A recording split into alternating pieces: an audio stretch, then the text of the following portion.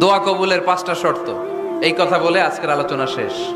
এই যারা বলেন দোয়া কবুল হয় না, দেখেন নিজেদের সাথে মিলে কিনা। এই 5টা শর্ত যদি পাওয়া যায়, মুহূর্তেই আপনার দোয়া আরশে যে নক করবে।